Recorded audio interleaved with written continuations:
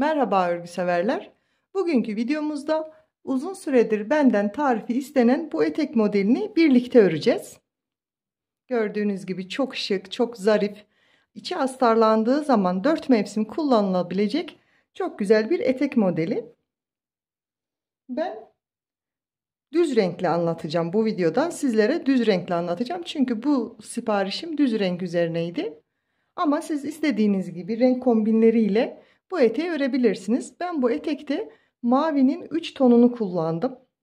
Koyudan açığa doğru ve beyaz ipliğim de vardı. Toplamda beyaz hariç diğer 3 ton mavi renkten ikişer yumak aldım. Beyazdan da bir yumak aldım. Ama hepsi bitmedi. Yani toplama vurduğunuz zaman 6 yumak kadar ipe ihtiyacımız var. Ve ben bu etekleri örerken 2,5 milim tığ kullanıyorum ama siz elinizin sıkılığına, gevşekliğine göre tığ numaranızı ayarlayabilirsiniz. Kullandığım iplik %100 mikrofiber akrilik ipliktir.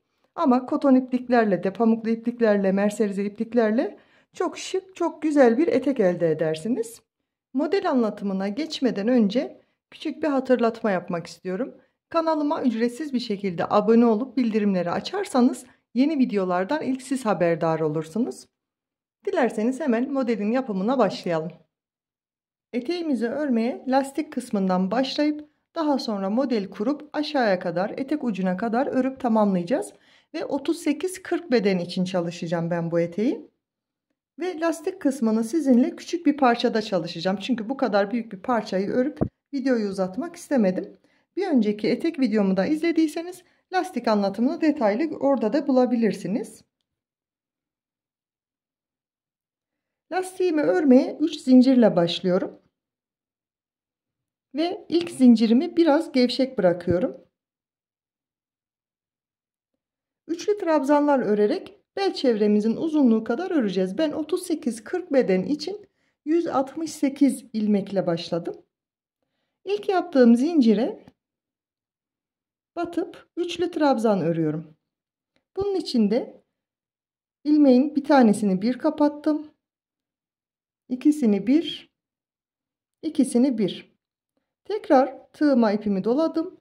Bu ilk yaptığımız trabzanın en dibindeki buradaki ilmeğin iki kanadına batıyoruz. Şöyle gördüğünüz gibi. Bu şekilde devam ederek öreceğiz. İpimi doladım tığıma. Bir önceki trabzanın en alt kısmına batıp yine üçlü trabzan örüyorum. İlmeğimin tekini kapattım. İkisini bir kapattım. Tekrar ikisini bir kapattım. Tekrar gösteriyorum. Trabzanın en alt kısmına, son ördüğüm trabzanın en alt kısmına bu şekilde batıp bir ilmeği kapattım. İkisini kapattım. Tekrar ikisini kapattım.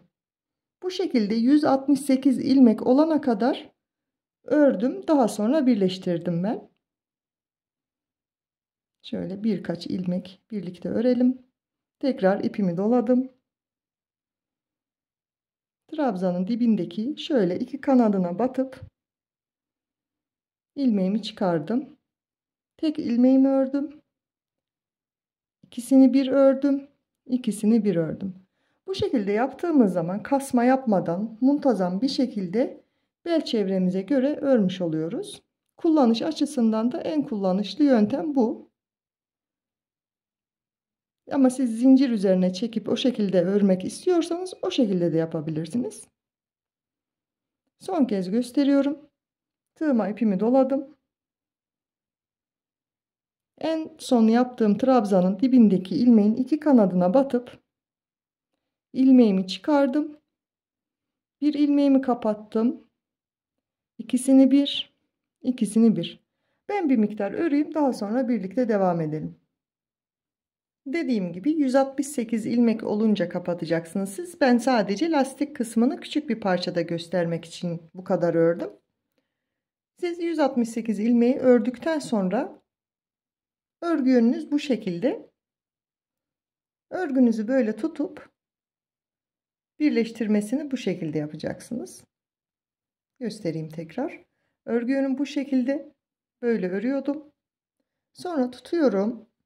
Bunu yaparken böyle dönmemiş olmasına özen gösterin. Çünkü daha sonra birleştirip biraz da ilerledikten sonra sökmesi biraz zahmetli oluyor.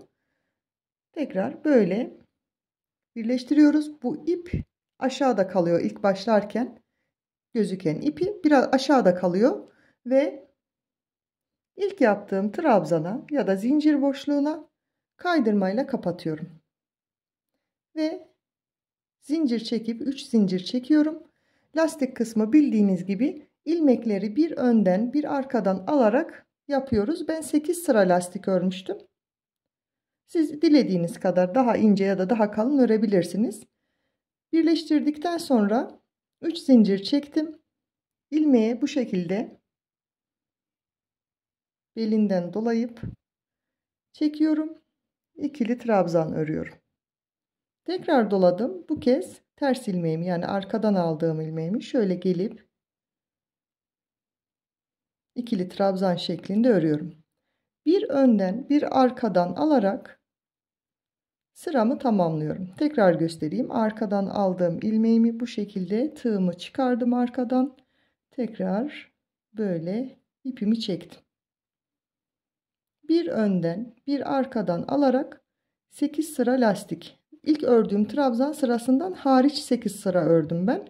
Ama siz isterseniz daha kısa, isterseniz de daha uzun, geniş yapabilirsiniz. Ben bu sırayı tamamlayayım. Sıra başına gelince tekrar birlikte örelim. Sıra sonuna geldim ve ilk yaptığım zincirin tepesine batıp kaydırmayla birleştiriyorum. Bir üst sıraya geçtiğimizde ve bundan sonraki sıralarda önemli olan önden aldığımız ilmekleri hep önden alarak, arkadan alarak ördüklerimizi de hep arkadan alarak örmeye devam edeceğiz. 3 zincir çektim.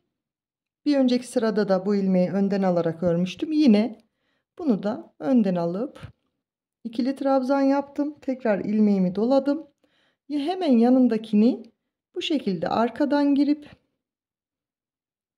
ikili trabzan yapıyorum. Tığ işi lastik yapımı her türlü örgülerinizde kullanabilirsiniz. Hırkalarda, battaniyelerde.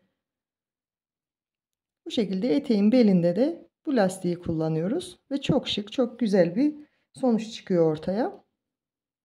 Tekrar gösteriyorum. Doladım tığıma ipimi. Arkadan girdim.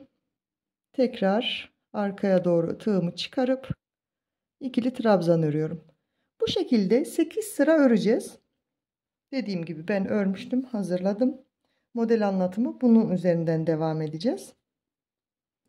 Model anlatımına da, model kurulumuna da geçmeden önce şöyle etek üzerinden bilgi vereyim.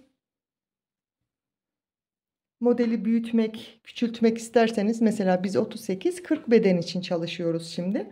Ama siz büyütmek ya da küçültmek isterseniz 6 ilmek ve katlarından yapacaksınız. Çünkü modeli kurarken 5 trabzan bir boşluk olarak kuruyoruz. Yani artırmak isterseniz bir beden, 2 beden büyütmek istediğinizde kaç beden yapacaksanız hesaplarken 6 ilmek ve katlarından hesaplayacaksınız. Yani bir model büyütecekseniz 6 ilmek, 2 model büyütecekseniz 12 ilmek, bu şekilde hesaplayarak eteğinizi örebilirsiniz. 8 sıra lastiği yaptıktan sonra hemen model kurulumuna başlıyorum. Lastiğimi yaptım. En son birleştirdim ve 2 zincir çektim. Hemen yanındaki trabzana ikili trabzan, bir sonrakine yine ikili trabzan, bu şekilde 5 tane trabzan yapıyorum. Şöyle net görünsün diye uğraşıyorum ama umarım anlaşılıyordur. 3 zincir çektim. Bir trabzan boş bıraktım. Hemen sonrakine tekrar trabzanlarımı yapmaya başlıyorum. Yan yana her trabzanın tepesine batarak 5 tane trabzan örüyorum. 4 5. Şöyle göstereyim. Net mi? Evet. 5 trabzan, arada bir trabzan boşluk bırakıp 3 zincirle bu şekilde modelimizi kuruyoruz.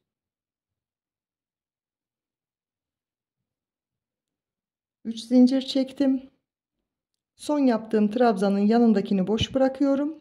Bir sonrakine tekrar 5 trabzan örüyorum. Bu şekilde bu sırayı tamamlayayım. Bir üst sıraya gelince birlikte örelim. Sıramı tamamladım. Aralarda 3'er zincir çekip birer boşluk bıraktık ve 5'er trabzanla bu sırayı tamamladık. Toplamda saydığımda 28 örnek oldu. Sıra sonunda yine son 5 trabzan grubumu yaptıktan sonra 3 zincir çektim. Bu ilk zincire değil, ilk trabzana kaydırmayla sabitliyorum. İlk başta ördüğümüz zincire değil, yanındaki trabzana. Tekrar 3 zincir çektim. Hemen yanındaki trabzana bir tane ikili trabzan, bir sonrakine yine ikili trabzan yaptım. Toplamda ilk başta çektiğim zincirle birlikte 3 tane trabzanım oldu. 2 zincir. Bir önceki sırada zincir çekerek oluşturduğumuz yuvanın içine ikili trabzan yaptım.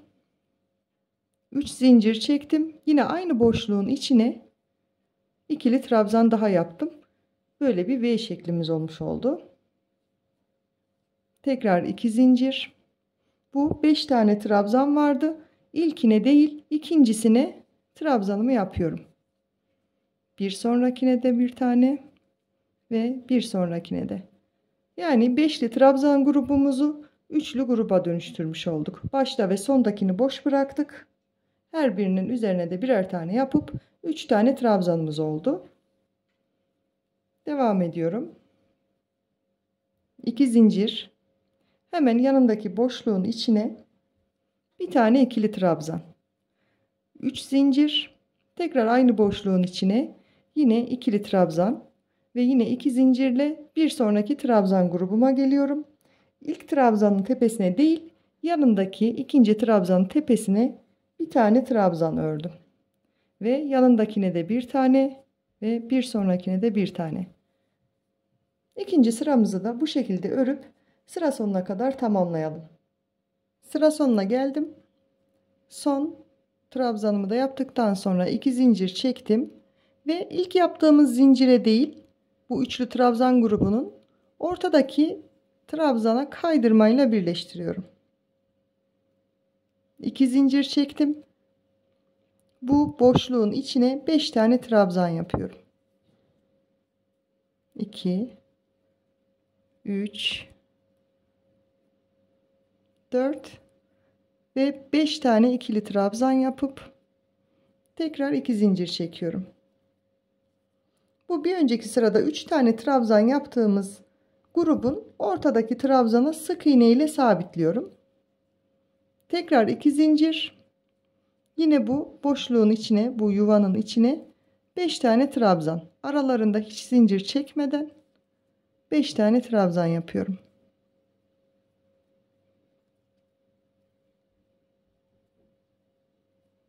Yine 2 zincir. Ve bu üçlü grubun ortadaki trabzanına sık iğne ile kapatıyorum. Bu şekilde görünüyor. Bu sırayı da bu şekilde tamamlayacağız. Tekrar gösteriyorum. 2 zincirle bu bir önceki sırada oluşturduğumuz yuvanın içine 5 tane trabzan, aralarında hiç zincir çekmiyorum. 3 4 ve 5 tane 2 zincir ve bu üçlü trabzan grubunun ortasına sık iğne ile sabitliyorum. Ben bu şekilde sıramı tamamlayayım. Bir üst sıraya birlikte devam edelim. Ben sıramı tamamladım. Son 2 zincirimi de çekip sıramı kapatıyorum. İlk başlarken kaydırmayla başladığımız yere batıp yine kaydırma işlemiyle kapattım.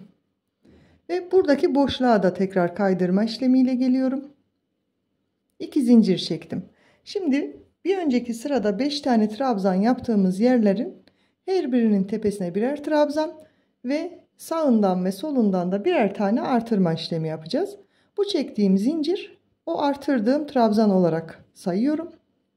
Ve bu 5 trabzanın her birinin tepesine birer tane trabzan yapıyorum. Ve son o 5 tane trabzanın sonuncusunun tepesine battıktan sonra buradaki zincir boşluğuna da bir tane trabzan yaptım. Toplamda 7 tane trabzanım oldu. İlk başta kaydırmayla başladık. Bu çektiğim 3 zinciri de bir trabzan saydım ve 5 trabzanın her birinin tepesine battım ve bir tane de artırdım. Toplamda 7 tane trabzan oldu. Arada hiç zincir çekmeden bir sonraki boşluğun içine bir tane yapıyorum. Ve yine trabzanlarımın her birinin tepesine batarak toplamda 7 tane trabzan yapmış oluyorum. Ve sonuncu artırmamı da bu bir önceki sırada çektiğim zincir boşluğunun içine yaparak yapıyorum. Hemen şöyle göstereyim. Bu sıra boyunca hep aynı işlemi yapıyoruz. Bir önceki sırada yaptığımız 5 tane trabzanların her birinin tepesine ve artırmalarımızı da bir tanesini buradan, bir tanesini de buradan yaparak bu sırayı da tamamlayıp bir sonraki sırayı da birlikte örelim. Sıramı tamamladım. İlk başlarken çektiğim zincirin tepesine kaydırmayla kapatıp sıramı bitiriyorum. Bir üst sıraya geçerken yine 3 zincir. Bu sırada gördüğüm bütün trabzanların tepesine aralarına zincir çekmeden trabzan örüyorum. Her birinin tepesine birer tane trabzan. Hiç atlamadan, zincir çekmeden hepsinin tepesine birer tane batarak trabzan örüp bu sıramı da bu şekilde tamamlıyorum. Artık zincirli kısmına geçeceğiz bu sıradan sonra. Sıramı tamamlayıp bir sonraki sırayı birlikte örelim. Sıramı tamamladım. Sırayı kapatırken bu başlarken çektiğimiz sık iğnenin tepesine değil, zincirin tepesine değil, yanındaki trabzanın tepesine kaydırmayla kapatıyorum. Ve artık zincirli sıramızı örmeye başlayacağız. Bunun için de 20 tane zincir çekiyorum. 6, 7, 8, 14, 15, 16, 17, 18, 19, 20 tane zincir çektim. Battığım trabzanın hemen yanındaki trabzana sık iğne ile kapatıyorum. Ve bir sonraki trabzanın tepesine tekrar sık iğne ile battım. Ve yine 20 tane zincir çekiyorum. 11, 12, 13, 14, 15, 20 tane zincir çektim. Son battığım trabzana değil, bir sonrakine sık iğne ile kapatıyorum. Ve tekrar son battığım değil, yanındakine bir trabzan ve 20 tane zincir. Bu sırayı da böyle tamamlayacağız. Bu bel kısmındaki zincirleri 20 tane çekip sonraki örnekleri kurarken 40 tane zincir çektim ben. Onu tabi siz daha uzun daha kısa isterseniz ona göre ayarlayabilirsiniz. Ne yaptık? Sıranın başında trabzana sık iğne ile battıktan sonra 20 zincir çektim. Bir trabzan boşluğu bırakıp sonrakine sık iğne ile kapattım. Ve hemen yanındaki trabzana tekrar sık iğne ile batıp yine 20 zincir çekip yanındaki trabzana battım. Bu şekilde sıramızı tamamlayalım. Bir üst sırayı birlikte örelim. Sıra sonuna geldiğimde yine 20 tane zincirimi çektim. Son sık iğnenin yanındaki yere tekrar sık iğne ile battım. Ve yanındaki ilmeğe de sık iğne ile batıyorum. Yukarıya geçebilmek için bu kez 10 zincir çekiyorum. 5, 6, 7, 8, 9, 10. Bir üst sıraya geçmek için 10 zincir çekip bu zincir boşluğuna sık iğne ile kapattım. Yukarı çıkışları bu şekilde yapıyorum ben. Şimdi 3 zincir, aynı boşluğun içine 3 tane trabzan örüyorum. Çektiğim zinciri de bir trabzan olarak saydım. Aralarda hiç zincir çekmeden her bir zincir boşluğunun içine 3'er tane trabzan örüyorum.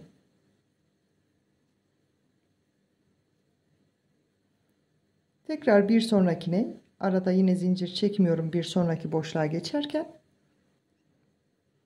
3 tane trabzan ördüm. Bu şekilde bu sırayı da tamamlayalım. Bir üst sıraya yine birlikte devam edelim. Sıramı tamamladım. İlk başta yaptığım zincir boşluğunun içine kaydırmayla kapatıyorum. Bir üst sıradaki modelimizde 10 zincir çekiyorum. 7, 8, 9, 10 zincir çektim. Bu üçlü grubun arasında üçlü trabzanlar yapmıştık biliyorsunuz her zincire. O üçlü grubun arasındaki boşluğa sık iğne ile kapatıyorum. Tekrar 10 zincir. Ve yine o üçlü grup boşluğuna sık iğne ile kapatıyorum. Her bir her bir üçlü grubun arasına sık iğne ile batarak bu sırayı tamamlıyoruz. Tekrar yapayım. 10 zincir. Bu üç grubun arasındaki boşluğa sık iğne ile battım. Bu sırayı da bu şekilde tamamlayalım. Bir üst sırayı yine birlikte örelim. Sıramı tamamladım. Sonuncu 10 zincirimi çektim. Son yuvanın içine de sık iğne ile kapattım. Şimdi buradaki oluşturduğumuz her bir yuvanın içine yine üçer tane trabzan grubu yapacağız. Onun için de 3 zincirle bu boşluğun ortasına geliyorum. Bu şekilde. Tekrar 3 zincir ve yan yana 2 tane daha trabzan yapıyorum. Toplamda 3 tane trabzan olmuş oluyor. Aralarda zincir çekmiyorum. Bir sonraki yuvanın içine tekrar 3 tane trabzan yapıyorum. Yine arada hiç zincir çekmiyorum. Bir sonraki yuvanın içine 3 tane trabzan. Bütün sıra boyunca aynı işlemi tekrar edip sıramızı tamamlıyoruz. Bir önceki sırada 10 zincirle boşluklar oluşturmuştuk. Şimdi bu sırada her birinin içine aralarda zincir çekmeden 3'er trabzan yapıp sırayı tamamlayalım. Sıramın sonuna geldim. Yine ilk başlarken yaptığım zincirin tepesine kaydırmayla kapatıyorum. Bir üst sıraya geçerken 5 zincir çekiyorum. Tıpkı bu zincir boşluklarında yaptığımız gibi her üçlü grubun arasına sık iğne ile kapatacağım. 5 zincirimi çektim. 3 trabzandan sonraki gelen boşluğun içine sık iğne ile kapatıyorum. Tekrar 5 zincir, bir sonraki 3 trabzan boşluğunun içine sık iğne ile kapatıyorum. Bu sırayı bu şekilde tamamlayacağız. Tekrar batacağımız yeri net göstereyim. Üçer tane her zincir boşluğunun içine üçer tane grup yapmıştık. O grupların arasındaki boşluğa sık iğne ile kapatıyorum. Bu sıramızda başka hiçbir işlem yok. Ve bu sıradan sonra yeniden etek kurulumunu, yeniden model kurulumunu yapacağız. Onu da eteğin üzerinden göstereyim.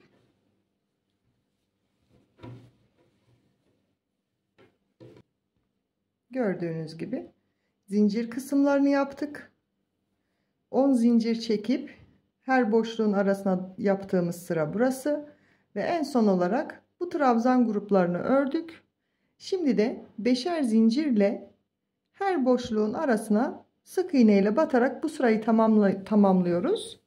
Sonrasında tıpkı ilk başta yaptığımız gibi 5 trabzan, bir boşluk bırakarak modeli kurmuştuk. Yani bir modeli tamamlamış olduk. İkinci örneğimizi kuracağız. Bu sırayı tamamladıktan sonra orayı da detaylı bir şekilde birlikte örelim. Sıra sonuna geldim. Son boşluğa batmak için 5 zincirimi çektim. Bu ilk başlarken yaptığımız boşluğun içine sık iğne ile kapattım. Ve oluşturduğum ilk yuvanın içine kaydırmayla geçiyorum. Artık modelimiz başa döndü. Yani bir modeli tamamladık. İkincisini kuruyoruz. Tıpkı burada olduğu gibi 5 tane trabzan, 3 tane zincir çekerek ikinci örneğimizi kuracağız. Onu da şu şekilde yapıyorum. 3 zincir çektim. Hatta biraz ortasına gelmek istiyorum ben bu boşluğun. Sıramı kapattım. 2 zincirle bu yuvanın ortasına geliyorum. Kaydırmayla kapattım. Buradaki yaptığımız 5 tane trabzanı bu iki yuvanın içine oluşturacağız. Yani bir yuvanın içine yapmayacağız. 2 yuvanın içine toplamda 5 tane trabzan yapacağız. Bu ilk çektiğim bir trabzan sayıyorum. Hemen yanına ikincisini yaptım. Üçüncü trabzanımı bu bir önceki sırada sık iğne yaptığım yere batarak yapıyorum. Dördüncüyü bir sonraki boşluğa ve tekrar yanına bir tane daha yaptım. Yani şöyle zincir çekerek sıra başına geldim. 2 trabzan ilk yuvamın içine, ortadaki sık iğneye bir tane trabzan ve yanındaki boşluğun içine de 2 tane trabzan yaptım ve ilk modelimi kurmuş oldum. 3 zincir çekiyorum. Bir sonraki yuvanın içine 2 tane trabzan yapıyorum. Ve yanındaki sık iğne ile battığımız yere de bir tane trabzan ve hemen yanındaki boşluğa 2 tane trabzan ördüm. 3 zincir, hemen bir sonraki boşluğun içine 2 tane trabzan, ortadaki sık iğneye bir tane trabzan, yanındaki boşluğun içine 2 tane trabzan. Toplamda 5 tane trabzan yapıyoruz. Bildiğiniz gibi model tekrarı var. Ancak artmış oluyor. Bu sıraları örerken modelimiz artmış oluyor. Hatta etek üzerinde göstereyim ben tekrar. Daha net anlaşılsın.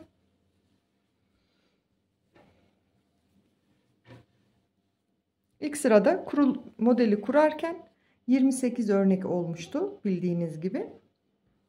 Bu kısımları örerken ilmekler artıyor. Biz şimdi ikinci örneği kuruyoruz. Hatta ben burada ikinci örneği kurarken 3 trabzan bir boşluğa 3 trabzan bir boşluğa yapmıştım ama bu hoşuma gitmedi. Sonraki model kurulumlarında az önce gösterdiğim gibi 2 trabzan bir boşluğa 2 tane bir boşluğa ve ortadaki sık iğneye batarak yaptım. Ve sonraki modellerde artırma eksiltmeler de olacak. Ama burada hiç artırma eksiltme yapmıyoruz. Zaten model kendiliğinden bu sıraları ördüğümüzde artmış oluyor. Sırayı tamamlayınca net sayıyı vereceğim ama ilk başta 28 örnekle başlamıştık. Burada kaç örnek olacağını sırayı tamamlayınca sayacağım. Ama şöyle bir bilgi vereyim. Çift sayı olması lazım modelin tam denk gelmesi için. Ama diyelim ki sizde çift sayı denk gelmedi. Bir tane fazlanız oldu sıra sonunda. Eğer öyle olursa da onu nasıl yapacağınızı göstereyim. Yine 3 zincir çektik. Diyelim ki ördüm, sıranın sonuna geldim ve bir tane boşluğum fazladan kaldı. Onu da bu son boşluğu yaparken yedireceğiz araya. Sonraki eksiltmelerde de onu kullanacağız çünkü. Bu 2 tane yaptım bu zincirin içine. Bir tane ortadaki sık iğneyi yaptım. Bir tane bir sonrakine yaptım. Bu eksiltmeyi de tığıma ipimi doladım. Bir tane bu yuvanın içine battım. Tekrar tığıma ipimi doladım. O fazla kalan o bir tane yuvanın içine batıp önce ikisini bir, sonra 3 ilmeği bir, sonra tekrar kalan 2 ilmeği kapattım. Yani siz sıranın sonuna geldiğinizde sayacaksınız. Mesela normalde 2 tane boşluğun içine, 2 tane yuvanın içine biz örneği kuruyoruz ya. Ama sizde sonda 3 tane kaldı diyelim. Eğer öyle denk gelirse tekrar sökmemeniz için şimdiden gösteriyorum. 3 zinciri çektim. Yine her zamanki gibi ilk boşluğun içine 2 tane trabzan örüyorum. Ortadaki sık iğnenin içine de bir tane trabzan örüyorum. Bildiğiniz gibi bu yuvaya da 2 tane trabzan yapıyorduk ya, onun ilkini yaptım. İkincisini ilmeğimi geçirdikten sonra tekrar ipimi tığıma doluyorum. O fazla kalan yuvanın içine girip önce ilmeğin ikisini bir kapattım. Sonra üçünü birlikte kapattım ve kalan 2 ilmeği birlikte kapattım. Böylelikle eğer sıra sonunda eğer sizinki çiftli sayı değil de tek sayı denk gelmişse o bir tane fazlalığı bu şekilde yedirebilirsiniz. Ben sıramı tamamlayayım, bir üst modele birlikte geçelim. Sıramın sonuna geldim. Az önce bahsettiğim gibi ben örerken de tek sayı denk gelmiş. Yani çift sayı olmazsa bir örnek fazla gelir demiştim. Çünkü örneğimizi kurarken 2 zincir boşluğuna kuruyorduk. Tekli sayı olduğu için 3 zincir boşluğum kaldı. Bunu yedirirken yani gizlerken isterseniz az önce anlattığım gibi yapabilirsiniz. Ya da o kalan zincirin içine de tekrar 5 tane trabzan yapıp o şekilde de devam edebilirsiniz. Ama ben artırmak yerine gizlemeyi tercih ediyorum. Onu da şu şekilde yapıyorum. Az önce gösterdiğim gibi. İlk 2 tane trabzanımı ilk zincir boşluğuma ördüm. Yine model boyunca yaptığım gibi 3. trabzanımı sık iğnenin içine yaptım. Bir sonraki zincir boşluğuna bir tane trabzanımı yaptım. Tekrar doladım. Buradan ilmeğimi aldım. Tığıma tekrar ip doladım. Bu fazla kalan boşluğun içine de ilmeğimi aldım. Önce ikisini bir kapattım. Sonra ikisini bir. Sonra ikisini bir kapattım. Tekrar 3 zincir çekip ilk başladığım yerde zincirin tepesine kaydırmayla kapattım. Ve bu şekilde oldu. Ütülenince daha düzgün, daha muntazam görünecek. Hatta ben biraz ilerledikten sonra ütüleyip sizlere göstereceğim. Bundan sonraki sıramızda ne yapıyorduk? Şuradan hemen bakalım. 5 tane trabzan yaptık. Üstüne de 3 tane yapıyorduk. Şimdi o sırayı da başlamasını göstereceğim. Önce zincire battık kaydırmayla ve tekrar kaydırma işlemiyle yandaki trabzana geliyorum. 3 zincir çektim. Hemen yanındaki trabzana bir tane trabzan, bir sonrakine bir tane trabzan yaptım. Yani sağdan ve soldan birer tane eksiltmiş olduk. 2 zincir. Buradaki zincir boşluğunun içine bir tane trabzan yaptım. Arada 3 zincir çekip yine aynı boşluğun içine bir tane trabzan yapıyorum. Ve yine 2 zincirle bu 5 tane trabzanımız vardı. Bir tanesini boş bırakıyorum. İkincisine bir trabzan, bir sonrakine bir trabzan ve bir sonrakine de bir trabzan. Model kurulumu bu şekilde ve ben modelin devamını artık göstermeyeceğim. Nereye kadar? Şimdi ilk zincir grubumuzu yaptık. Şimdi biz neredeyiz? Bu sırayı örüyoruz. Model kurulumunu yaptık. İkinci model kurulumunu hatta saydım. Evet, onun sayılarını söylemeyi unuttum. Saydığımda ilk modelde sayıyı söylemiştim zaten. İkinci modelimizde 48 tane oldu. Yani şunların her birini saydığımda, bunların her birini saydığımda 48 tane örnek kurmuş oldum. Zaten model ütüleyince açılan bir model. Şimdi ilk modeli ördük. İkinci modeli kurduk. Burayı yapmak için, bundan sonrasını yapmak için ya elinizdeki örgüye bakarak ya da videoyu geriye alarak bu sıralarını örün. Ben de burada örüyüm, tamamlayayım. Zincir sırasına geldiğimizde yine birlikte örelim. Çünkü aşağıdakinden farklı işlemleri var. Zincir sırasına kadar tamamlayalım. Daha sonra bu kısmı birlikte örelim. Ben modelimi tamamladım. Bildiğiniz gibi ikinci örneğin kurulumunu birlikte yapmıştık. Ve zincir kısmını birlikte öreceğimizi söylemiştim. Ben modelimi tamamladım. Zincir kısmına geldim ve ütüsünü de yaptım. Sizlere nasıl göründüğünü göstermek istiyorum. Ütüledikçe açılan, dantel gibi görünen çok şık bir etek demiştim zaten. Şimdi zincir kısmına geldiğimizde bildiğiniz gibi bir önceki model kısmında 20 tane zincir çekmiştik. Hemen şöyle gösteriyorum. 20 tane zincir çekmiştik. Hemen yanındaki trabzanın tepesine batmıştık. Ve sonraki trabzanına tekrar batarak bir 20 zincir daha çekmiştik.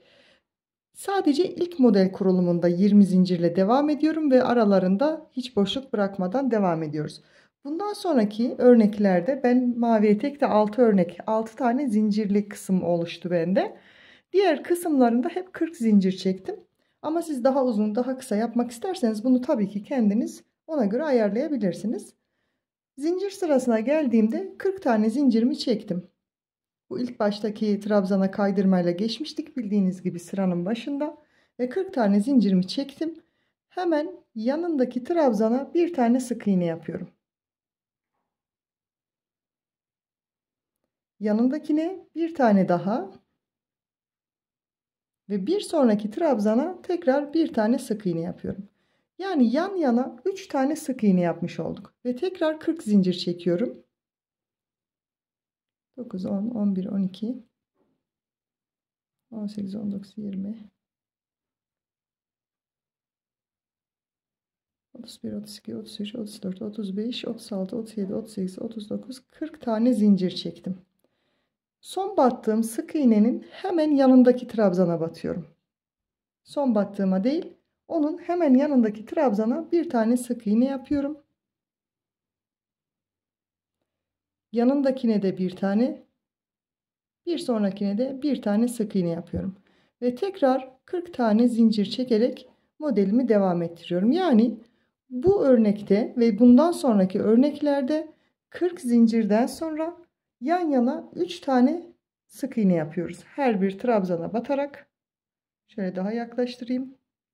Yan yana 3 tane sık iğne, sonra 40 tane zincir, son çektiğimiz sık iğnenin yanındaki trabzana batarak zincirimizi kapatıyoruz ve tekrar yan yana 3 tane sık iğne yapıyoruz. Bu modeli de bu şekilde tamamlıyoruz. Zaten bundan sonra tekrar bu zincir sıraları da birbirini tekrar ediyor. Modelimizi devam ettireceğiz. Ben bundan sonrasını mavi etek üzerinde göstereceğim. Bildiğiniz gibi ilk başlarken 28 tane örnek kurmuştuk. Bu şekilde beşli trabzan gruplarını saydığımızda ilk modelimizi, ilk sıramızı kurarken 28 örnek oldu. İkinci örneği kurarken 48 örneğimiz oldu. Ben bundan sonraki örneklerde artırma yapmadım. Son iki örneğe kadar. Ama siz isterseniz artırarak devam edersiniz, isterseniz olduğu gibi düz inersiniz aşağı etek ucuna kadar. Bu sizin kendi tercihinize kalmış bir şey. Ben çok açılmasını istemedim. Çünkü bu model ördükçe açılan, büyüyen, genişleyen bir model. Şimdi biz ilk modelde hiç artırma, eksiltme yapmadık. İkincisini yaparken de hiç artırma, eksiltme yapmamıza gerek kalmadı. Sadece bir tane ilmeğimiz fazla gelmişti. Onu da yedirmesini, gizlemesini göstermiştim. Bundan sonraki yani üçüncü örneği kurarken artık ilmeğimiz daha fazla olacak. Dediğim gibi daha önceden de örerken anlattığım gibi bu modelin kurulumunu yaptığımız sırada bu zincir boşluklarını sayıyorduk. Yani bu iki zincir boşluğuna bir örnek kuruluyordu. Siz eğer eksiltme yapacaksanız yani daha doğrusu artmasını istemiyorsanız yani ikinci örneği kurarken 48 örnek oldu. Üçüncü modelde 48 örnekle devam etmek istiyorsunuz. Artırma yapmak istemiyorsunuz. O zaman modeli kurmaya başlamadan önce bu zincir sırasında sayacaksınız. Bu iki örneği bir örnek kurulduğunu düşündüğümüzde bu iki zincir sırasını 1 olarak sayacaksınız. Bu iki zincir sırası 2. Bu şekilde sayacaksınız. Kaç tane yuvanız boşta kalıyor? Mesela tamamen şu an örnek veriyorum. 5 tane modeliniz, 5 tane zincir yuvanız fazla kaldı. O zaman bunu hesap yapacaksınız.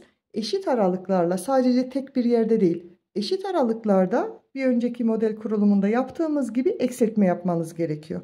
Ama yok ben genişlemesini istiyorum, ben bol bir etek istiyorum derseniz hiç eksiltme yapmadan devam edeceksiniz. Bu eteği örerken sürekli sayarak hesap ederek örmeniz gerekiyor. Yoksa model kurulumu hepsi aynı. Sadece ilk modeli kurarken diğer sıralarda sayarak hesap ederek artırma ve eksiltmelerini yapabilirsiniz. Bundan sonrasını devam etmeyeceğim. Çünkü yeteri kadar anlaşılır olduğunu düşünüyorum. Ama aklınıza takılan, sormak istediğiniz bir şey olursa yorumlara yazarsanız mümkün olduğu en kısa sürede size dönüş yapmaya gayret edeceğim. Eğer videoyu beğendiyseniz beğen tuşuna basmayı ve kanalıma abone olmayı unutmayın. Yeni videolarda görüşmek üzere. Hoşça kalın.